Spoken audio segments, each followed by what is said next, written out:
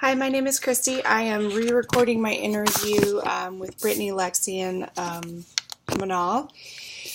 The recording that we had didn't work, so I will just re-answer the questions for their assignment. Can you please give us a brief history on your rheumatoid arthritis? I started having symptoms in the summer of 2011. In my hands, they started being a little stiff, and the very tip knuckles started popping, as well as in my feet. I started to have really sharp pain. I thought it was from some side effect of running, but it wasn't. I was reading a book at the time, and one of the characters developed rheumatoid arthritis with a lot of the same symptoms.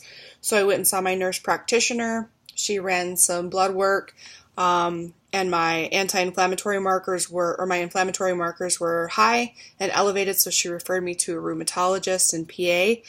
And at that time, they ran me through the gamut of, assessing each one of my joints and looking at everything, and they ultimately gave me the diagnosis of rheumatoid arthritis in November of 2011. At the time, they put me on Plaquenil and Meloxicam, and that continues to be the regimen that's worked for me and has worked for me since then. I do not have any marked joint destruction. We caught it very early, and with that, we're able to maintain it on the same course of treatment. My physician now at the University of Colorado Hospital Rheumatology Center is very hopeful that if I don't have any joint destruction by my 5-year mark, that I might not have any for the rest of my life, which is really, really exciting. What's it like having rheumatoid arthritis on a day-to-day basis? I think most of it is just in the psyche. I have to take medication twice a day, and that really limits the unawareness that I don't have it. It becomes a part of everything you think about, from taking your medications to waking up a little sore every morning, to when you're in the shower, and if you could open the shampoo bottles, or if you're at the store buying shampoo, I had to test the lids, and those types of things, just to make sure that I can open them when my hands are a little bit more stiff and sore. You also have to take into account your activities, different things that you do that you can't do. And one thing that I have been noticing lately, I don't know if it's a side effect of my medication or just the disease process in general, is actually my hair is thinning. Doesn't look like it much now, but I do a lot of teasing and work on it to kind of get that going. The other thing that's really been a big impact in my life in particular is that I am 36 years old, and I had a couple of failed relationships previously with no children, but I've always wanted kids. My husband and I got married in March, and we know that we have a very up in the air timeline for when we can have kids, not because of my age necessarily, but because of my rheumatoid arthritis. It's not really a matter of if, but when my disease will start progressing and kind of get immune to the course of therapy that's worked for me so well. And once I go to the next level, I will have to probably go on medications that are not advisable to have kids on after you start taking them. So my rheumatologist's direction is to try to have children now while we can, and so that's another factor of rheumatoid arthritis that I don't think a lot of people think about. A lot of the medications we have now are excellent; they're wonderful, but it can be a challenge really to do family planning and all that around there. It just adds another level of complexity and consideration into the mix. Number 3, how does rheumatoid arthritis impact your daily activities and routines? Kind of what I said before, everything that I open, everything that I touch, the shoes that I buy, all of that has to be considered, and I have to make sure that I have the tools and the products and things that I can open even on my worst days, when I'm super sore. The other part of that is just taking into consideration how much activity I do day to day, and where I expend that energy. I only have so much, and it's less than I used to have, so I have to be really careful about overcommitting myself and overdoing things.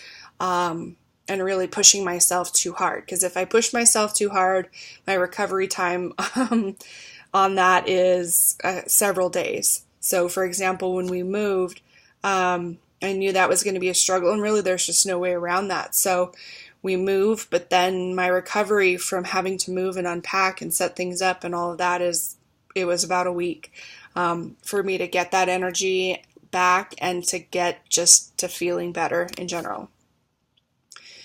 Describe what it's like to have a flare-up from rheumatoid arthritis.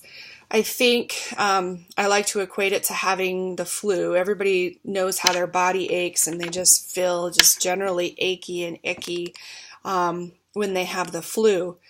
I don't have that all over my body when I have a flare-up, but in the areas where I do have rheumatoid arthritis affecting me, it does feel like that. It feels like that achy, just overall feeling of not feeling well. For me, that happens to be in my hands, my wrists, my feet, and my ankles.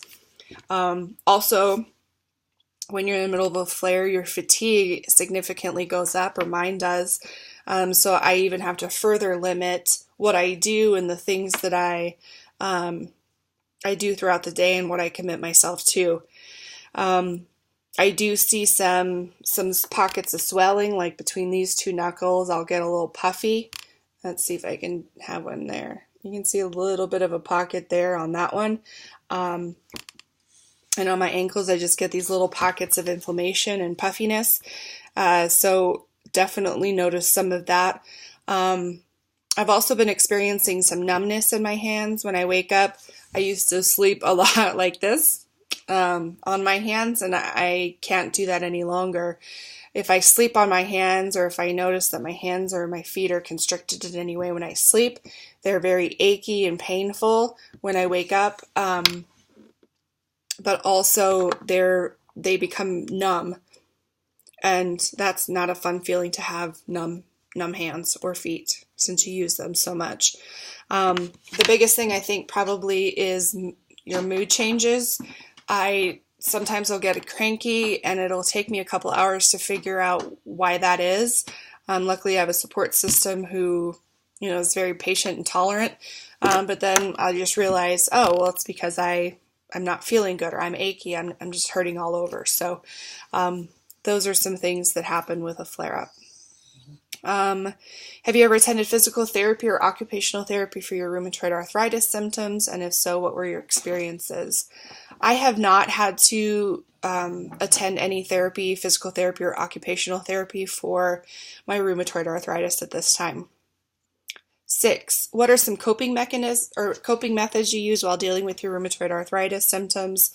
So my support group is very strong. Everybody has taken the initiative to learn as much as they possibly can about rheumatoid arthritis. In fact, they become a little over-worried for me, which I think is just sweet. But having that good support system is definitely critical. Like I was saying before, if I'm having a flare-up, sometimes I don't even realize that I'm being cranky.